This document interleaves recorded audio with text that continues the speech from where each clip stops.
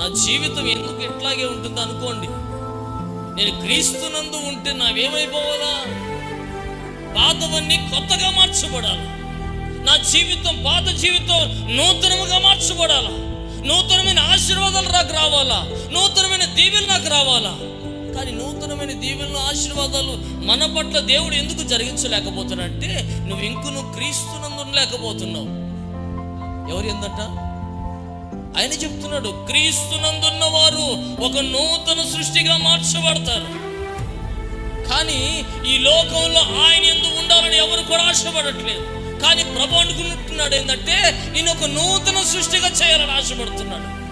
నీ పాత జీవితం మొత్తం తీసివేసి ఒక కొత్త జీవితాన్ని నీకు అనుగ్రహించాలని ఆశపడుతున్నాడు ఆయన. కానీ నీవు ఆయన యందు ఉంటేనే అవి నీకు అనుగ్రహించబడతాయి. హల్లెలూయా, హల్లెలూయా.